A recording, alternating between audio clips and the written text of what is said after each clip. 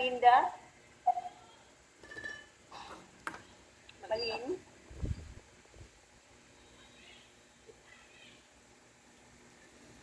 Okay. Hi, everyone. Now, it's just a short history of my life. I I told the group, I think it's yesterday, that I got married. I was the first one to get married amongst this batch. I married no, November 1975 while I was on rural nursing at Naawan, near Iligan. So that was actually I forfeited all my privileges to go abroad. And since my parents were there, I had two sibling doctors who were there who wants me to work for them, but because of marriage and children, I had to sacrifice. But actually, it's not. It's it's for me. It's okay. Life is like that. We go abroad. We can stay here, but we still. It depends on how you look at happiness and enjoy life. I never dreamed of becoming a professor, but because I went into that state university here.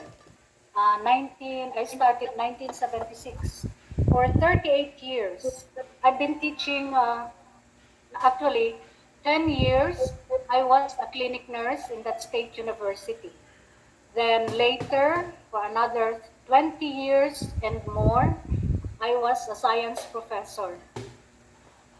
And to tell you frankly, there had been, as a Medina graduate, if I'm to be frank with you, the Medina graduates deteriorated in the later years. But we were the products, we were the very good products actually. But it's actually a fact, no? That 10 years later, nadaot ang atong name. They tried to look down on our college, but they can never put me down as a professor. We had been champions in biology nationally. They were wondering where and what was my background. But they don't even know uh, I don't tell them anything about me because the deeds will show itself. And it was self-fulfillment actually for me. Being a professor in biology and child development. I thank God, I thank the college for training me as a nurse because I never wanted to be a nurse. I was pushed by my mother. We were pushed to become medical professionals. And it was never my dream because I wanted to be a diplomat. That's why I was so timid inside the dormitory. I did not want to study. I preferred to sleep. Muna nga tambok kay ko dito sa dorm. Karon ADHD na kayo sa work. So I'm happy staying in the Philippines. Maski gamay ra atong compensation, di ba? Maski okay lang. Okay lang. It's the self-fulfillment actually. And what more can I say? So I have 5 children. My youngest is an electronics engineer who had undergone brain surgery. It was the most painful time of my life, 2013, when she met an accident in Cebu City. nabanggaan ang iyang sakyanan. So, but we really believe in miracles. God is really so good. Grabe nga milagro. I can never and we can never expect. And Elsie was there to visit me at the hospital at Perpetual Succor. I was so terrified if I am to talk about it, about miracles, no? There are so many miracles in our life that sometimes we do not realize. So, that's it. Grabe ang milagro. Dramatic kayo. It was the time of the canonization for Catholics. It was the canonization of Pedro Calungsod, a Visayan also, a Visayan saint. And the doctor said the recovery was dramatic. We nurses know that when we have a patient like that undergoing brain surgery, kung sa may ma-expect na to, di ba, unconscious and wala ka na. Wala ganing mga reflexes. But when I visited my daughter in the ICU after 8 hours, I saw the miracle. Even the brain surgeon was surprised, and the neurologist said it was a dramatic recovery. Why? Kay nakapugas na akong daughter.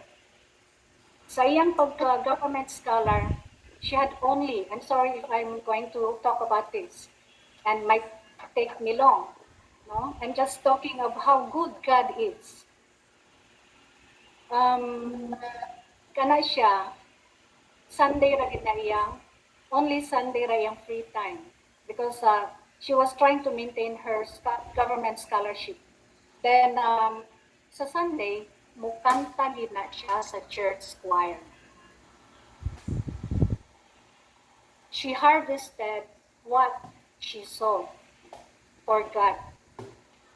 And we were given miracles. But I tell you, when that happened, I was so angry with God. I said, bakit siya pa?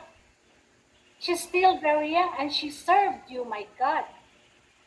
Ngano wala nimo gisave siya? Because I thought she will die. But God has His own ways to show us. Unsa siya. Okay? So I have 5 children. To make it short, I have 5 children. They are now all professionals. I'm also retired from the State University. Wala na. We're on isolation. So, wala ta. So that's why it's good to have this reunion. Aside from the gardening and the plantita and the plantito that we become, and baking maybe, and cooking, trying all kinds of recipes. Wala gid tay lingaw. So hopefully, because I said to the group, I am retiring to be your president, pwede ba, muresa ako, maybe you can choose. There are so many responsible batchmates that we have, and I'll be at your back. Thank you very much.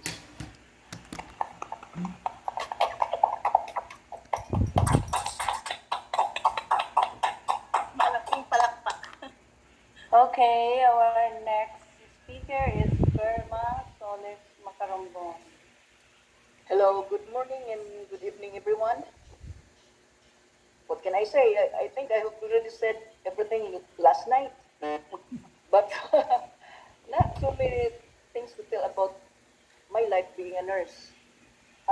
In 1976, I worked as a company nurse in an oil company there in Jimenez, Misamis Occidental.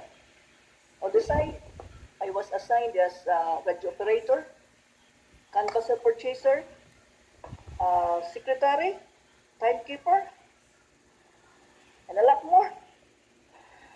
Then I worked there from 1976 up until 1990. In 1991, I went to Saudi Arabia and worked in a hospital. My first assignment was in a dispensary, very far dispensary in Kala Desert. that was about 180 kilometers away from the city. So I worked there for 6 months. Then after that, I applied for a job as a secretary to the director in Buraida Central Hospital. So from there, uh, I worked there. I worked there until 1997. Then after that, I went home. I finished my contract and devote my time serving the Lord. I was the leader of ministry, prison ministry. That was that. Then after that, moved back to our hometown in Tudela. Then in 2017, my daughter petitioned me to come over to the U.S. So that's it. I'm now here in the U.S. Living a simple life as a gardener, housekeeper. That only that. That's the only thing I can share you about my life. I love you all. That's all.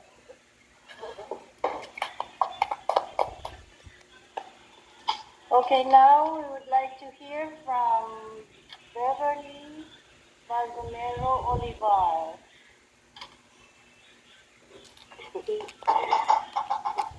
What will I say? I have said enough, Ganina. Anyway, for those who have not heard anything about me, can you hear me? Yes. Can you hear me? Yes, Well, everybody. yeah, as soon as I graduated and finished our rural service, I became a head nurse because they were looking for a head nurse in the hospital where I was working. So I passed the test and then became head nurse for almost 10 years. I got married at 30 years old. Unlike Malin, she got married early. I got married at 30. Me too. Well, anyway, I worked hard. I was a breadwinner for my parents when I was younger. And then when I got married, I became breadwinner to my children because you know already what happened to my marriage. I don't have to elaborate that. And so anyway, I brought up my kids. I became a Mormon so that I was hoping that, and really it became true that my children were guided as they grow up. Well, I worked as, what is this? First, I worked as a researcher in an international review center when I was in Manila. And then while working, being a researcher, you have to make review questions. That's what my job is, to make review questions. So from there, we learned about review center. Then when my children became nurses, we opened our own review center. I also worked as a college professor for so many years from different universities in Manila.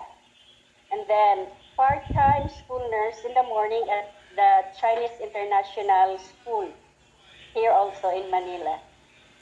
And then part-time researcher in a review center. So later on, we opened our own review center when my children became nurses. And then for 12 years, we have that good life as educators. And later on, when nursing becomes so low, when CHED has to close other nursing schools like Medina, because of the very low results in board exam, they have to close. And so nursing review become very scarce for us because we were the only one here in Taguig who have our own review center here. And of course, we have other reviews, but only the nursing review has a high price. The other reviews, we are paying only 3,000 pesos for their review. So not all throughout the years there is a review every month. There's only twice a year for reviews. Yeah. So we cannot sustain paying our 50,000 per month review center. So we later on closed it after 12 years and decided to work on our own while my son went back uh, to take his doctorate degree. Then I work and again I work as in the school where I was a guidance counselor and also teach college at night. So that's my life. That's my life, and I'm happy that I am old now and enjoy my retirement. So that's all. Okay, Nice meeting thank you you, here. Belly. Thank you. Okay, now next is Sonia. Okay, good morning, everybody, and good night. Um, Good night, Agat. I finished my, well, after graduation, I'm looking for a job in Cebu City, where my sister lives there. So we applied in Cebu Doctor Hospital. I was able to work there for 11 years.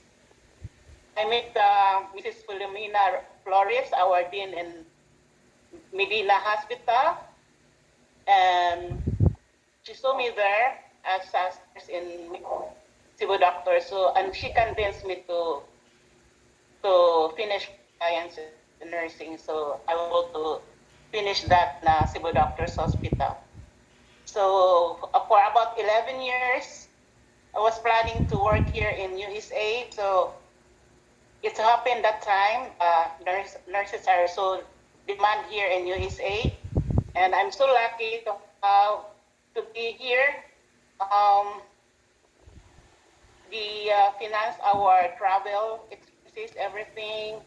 They give us money, like our to come here in USA. So I work in St. Barnabas. So I was able to work there for 1 year in St. Barnabas, Bronx, New York, and then later on we moved here in Jersey City. Was able to petition my families. They are here already, and I work in Jersey City Medical Center for 30 years. And I work in mid-surge floor, which is a little bit heavier because we have our chemo patients there. We have hospice care patients, and we have also ventilators, a lot of things there. We have colic patients, everything is, so it is not that heavier, but now because our hospital is like a magnet hospital, so it's like really a lot of things to take care. So for that years, like 2018, my sister died of cancer. So I was like about to, planning to also to retire that year. So when my sister died, I also to retire because I've been working hard for years. So I said to myself, life is too short. So I think it's time for us to take care of ourselves and enjoy our retirement. I have 3 children, 2 nurses, and one teacher. And I think that's all I could say. I'm blessed to have them as my family. And thank you very much for everything. God bless. Thank you, Son. Okay, Thank you. the next speaker is from Germany, Virgie Rosales Pesky. Okay, unmute your speaker, please. speaker is off. Yes. Yes.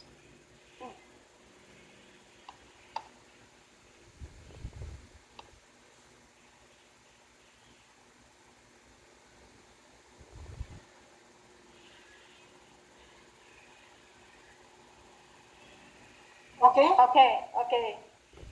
All right. Okay. Okay, good evening, good morning, and good afternoon to everyone. Sa German? Guten Morgen, Guten Tag, Okay. Guten Abend. Guten Tag.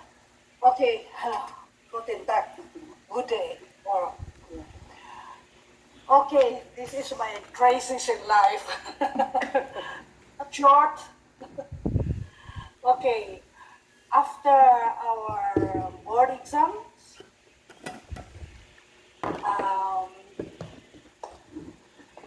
I did our rural service in my hometown together with Susan.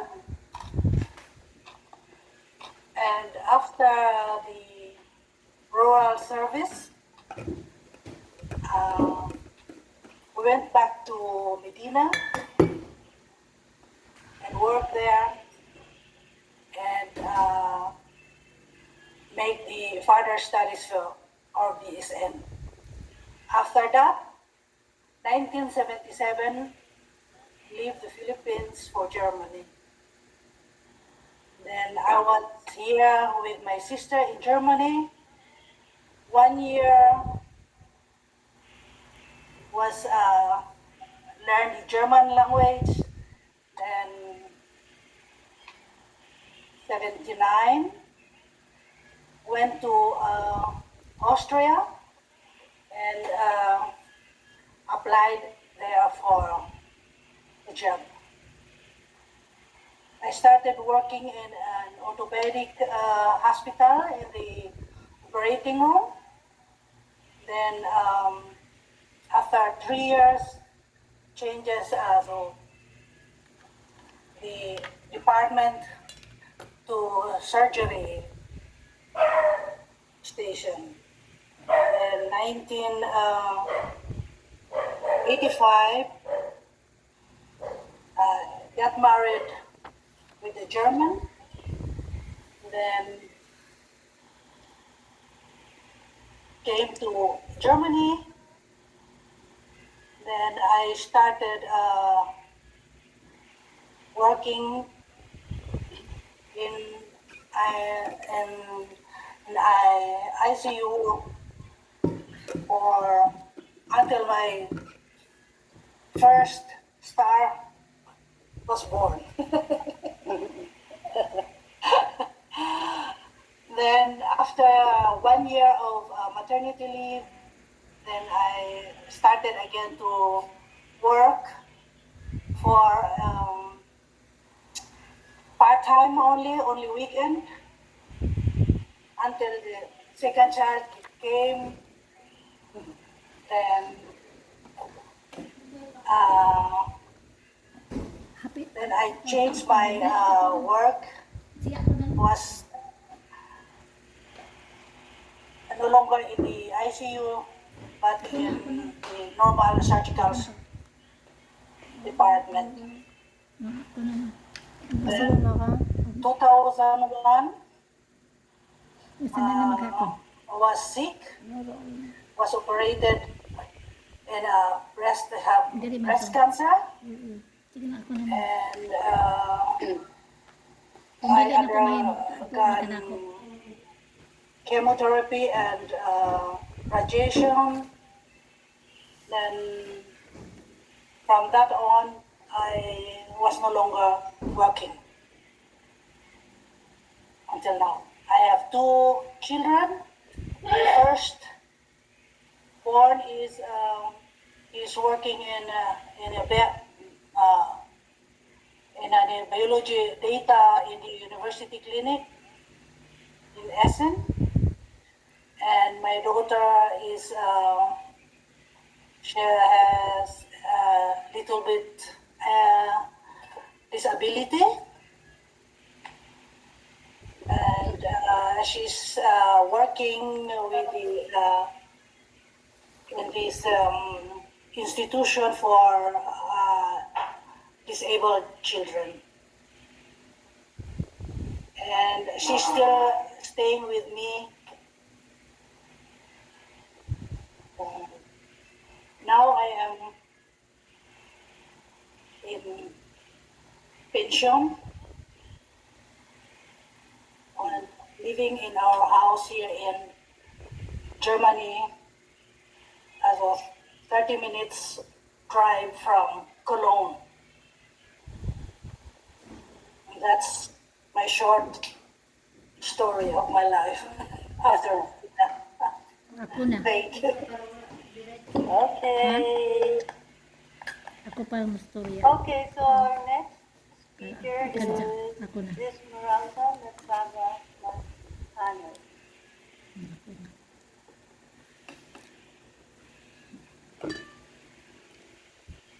Okay, good evening and good morning to everybody.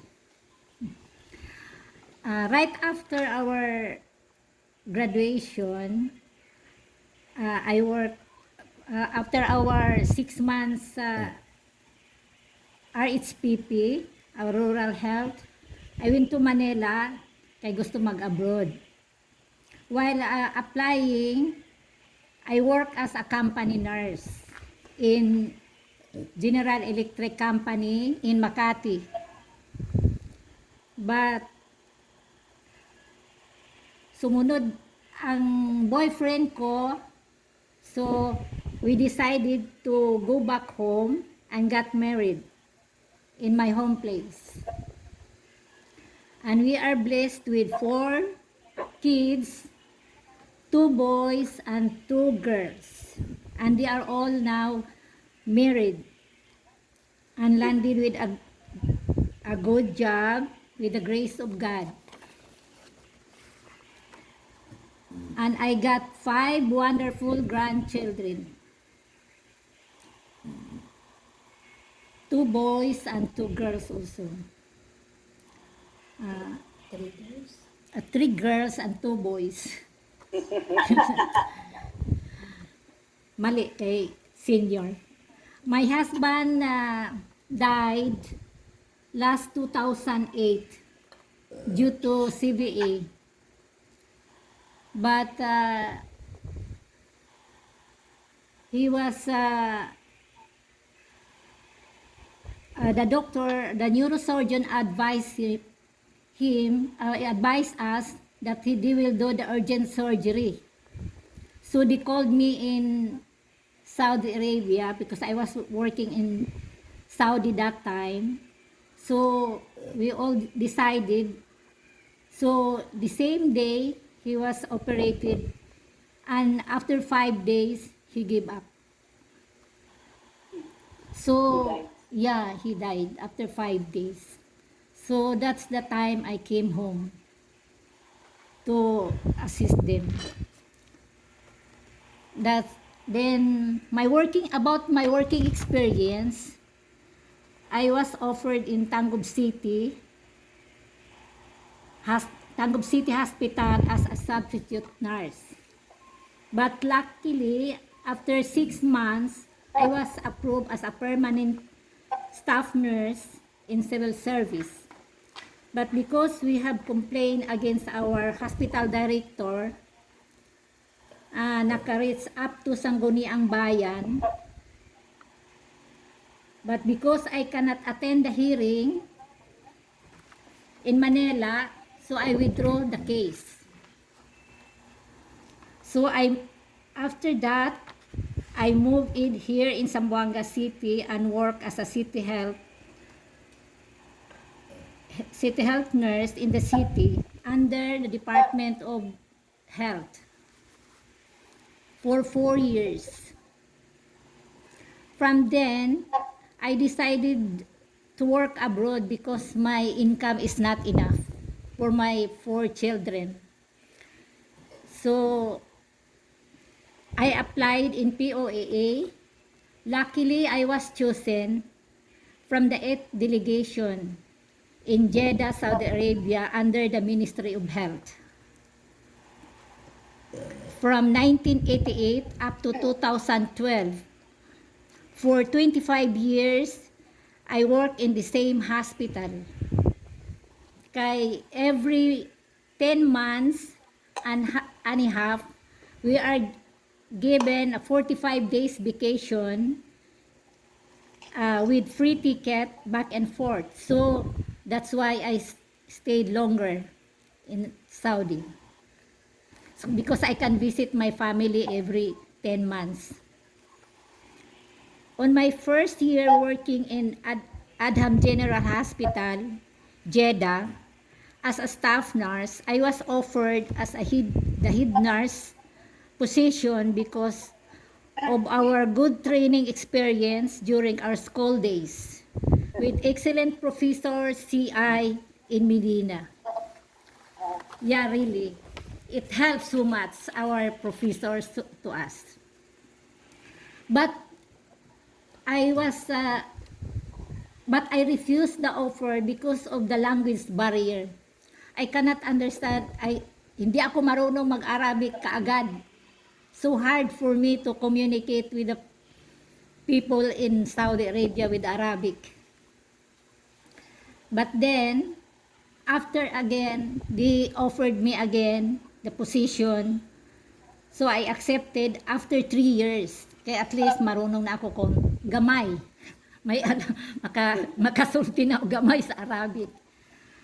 Mao na ingon nila, even if I will stay there 100 years, di gid ko fluent sa Arabic. Pero I can speak Arabic in, little by little. At least, maka-communicate na sa, kay ang mga even the staff in the hospital, the local, they cannot talk in English. Arabic talaga sila. Arabic sila.